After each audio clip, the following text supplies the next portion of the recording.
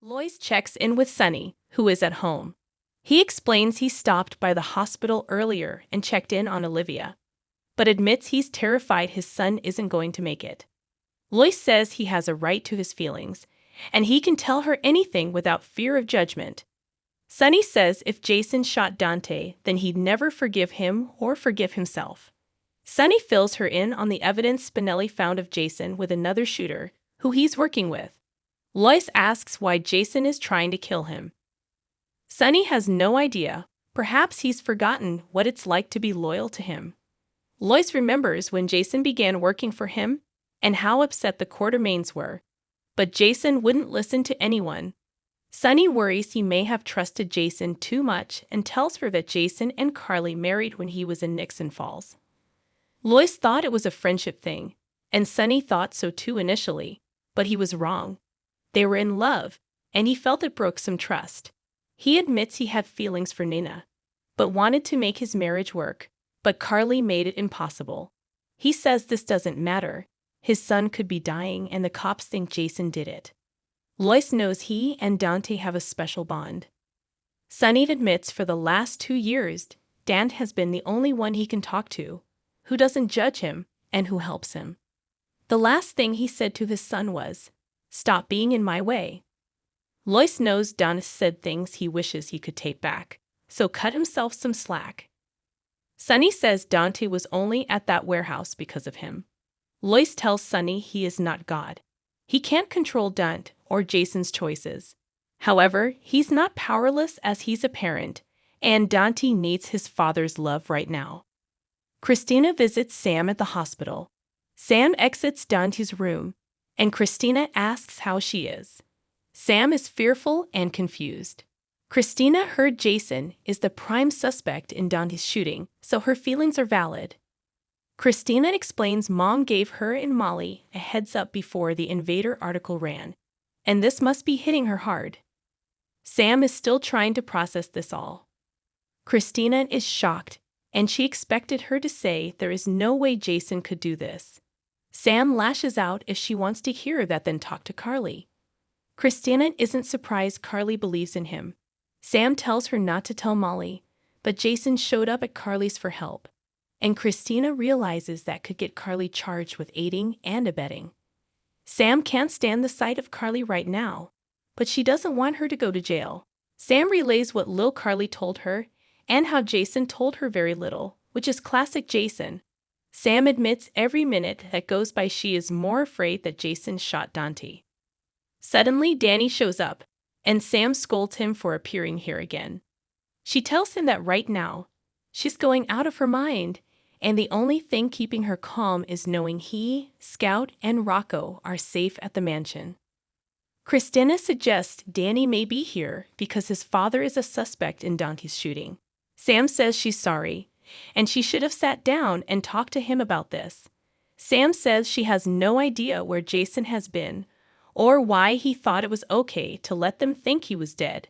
But Jason doesn't think about other people. Jason is drawn to danger, and anyone else would have fought to get home. Danny suggests his father may have a good reason, but Sam says Jason's reasons aren't like others.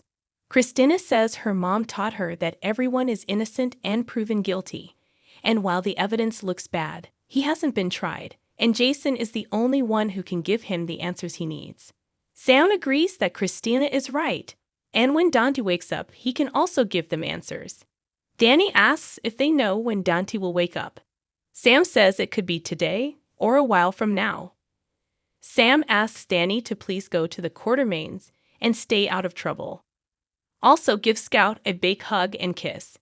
She asks Christina to take him where he needs to be, and Christina says she can. Sam returns to Dante's room. Molly comes to see Anna at the PCPD. Anna was just listening to Jason's call to 911 to help Dante. Molly needs to go over the evidence with her and figure out the charges that need to be filed. Anna says the suspect is Jason, and she hopes he's not the shooter. Molly hopes that is true as well. They discuss the evidence that shows Jason tried to save Dante, but Molly says their office's theory is Dante pursued Jason and the other suspect, and Jason shot Dante, not knowing who he was, and then tried to save him. Anna says the evidence fits, and she just hopes that the theory is wrong. Anna admits she has a complex history with Jason. She got to know him better a few years ago, and he saved her life. She began to trust Jason, and of course, Robin loves him. However, she can't be in this job wanting to think what she thinks. She has to be impartial and trust the system. Molly admits that is why she is here. She doesn't know how to stay impartial, which means she's in the wrong job. Molly has her own conflicts with Jason, but she worshipped Jason as a kid and thought he and Sam had the most romantic love story ever. He was someone their whole family could count on, and he saved Christina from a cult. She says, "Why wouldn't I give Jason the benefit of the doubt?" Anna reminds her they don't know where Jason's been, and why he was going to take a shot at Sunny. If he could do that, why couldn't he shoot Dante? However, the anomaly is the 911 call. Molly suggests the other man shot Dante. Still, Anna says this is all moot as there has been no sign of Jason since he jumped. Anna tells her about what happened at the bridge. However, Jason didn't look desperate but determined, as if he knew he could survive the fall. And his body hasn't washed ashore. Anna says they believe he is injured and holed up somewhere, but he also could have gotten out of the country by now. Working with the WSB, she says these sniper teams get in, make the kill, and get out. She says Jason could be long gone. Molly says she should be relieved that she doesn't have to prosecute Jason then, but disappearing is an admission of guilt. Anna says something else is going on here, something she hasn't seen yet. Drew stops by the gatehouse to see Michael, but Willow explains he stepped out to run errands. He wanted to tell Michael something, and he couldn't tell him in a text. He reveals that he and Carly broke up. Willow gets them wine, and they discuss Jason's return. Both Michael and Carly are sure Jason is innocent.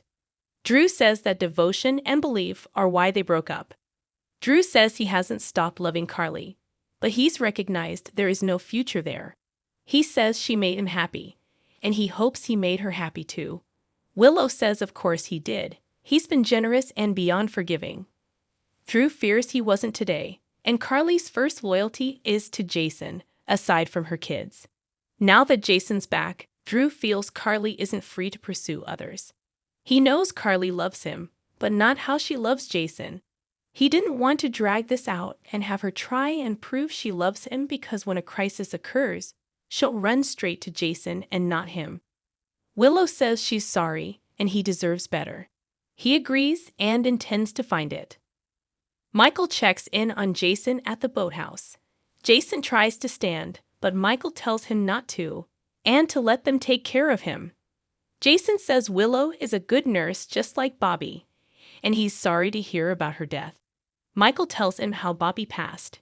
Jason remembers it was Bobby who put Michael in his arms for the first time. He says holding him unsupported was the scariest moment of his life. Michael recalls that happened to him with Amelia. Michael reminds Jason he needs to change into clean clothes per Willow's instruction, and he brought some. Jason takes off his shirt, and Michael sees the arm tattoo and asks, "What happened to you?" After Jason changes, Michael offers to burn the other clothes, but he says he needs them. When he leaves, there needs to be no evidence others helped him. Michael asks where he will go. Jason doesn't know, so Michael asks where he's been. Jason admits he wasn't killed in the collapse of the tunnels on Cassadine Island. The tunnels were just blocked. He headed the back way to the beach, where two men were waiting with guns. Michael asks who they were. Jason can't tell him that. He was flown out of Greece to a place and put in a room with no windows. He eventually talked to a man who had the leverage to make him take a job. Michael assumes he can't tell him what the leverage is, and Jason can't. Jason explains he's been working as a military contractor. Jason explains he arrived in Port Charles yesterday and was working with another contractor named Hamish. When he found out the target was Sunny, he made sure Hamish missed. Then they ran, and Michael knows the rest. Michael wonders if he wasn't given this job, would he have ever returned? Jason admits he doesn't know. However, the job the man in the room with no windows job isn't done. Michael asks what happens if you don't finish it. Jason tells him, "Something I can't live with, I have to finish it." Michael returns to the gatehouse and is surprised to see Drew. Drew had news to share and will let Willow fill him in as he should get back to Scout. He takes off, and Michael asks what that was about. Willow says his mom and Drew broke up. Michael replies, "That's too bad."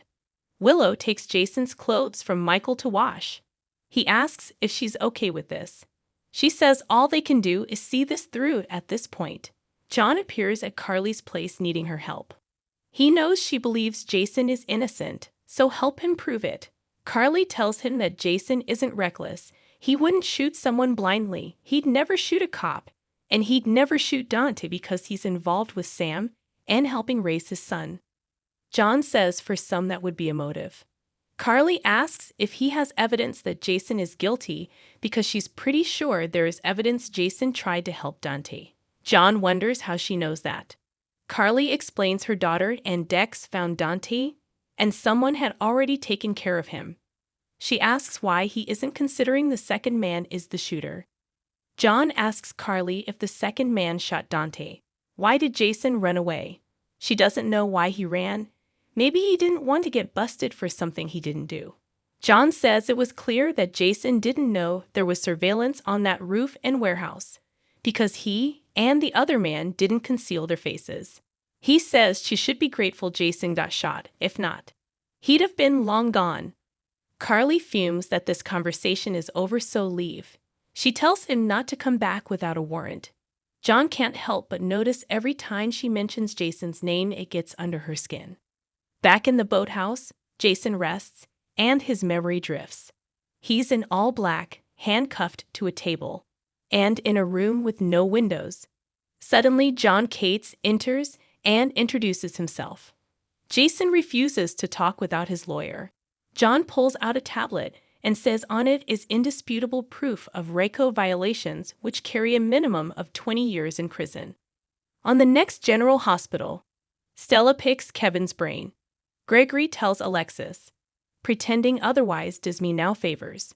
Finn assumes there is something interesting in the report Portia is holding.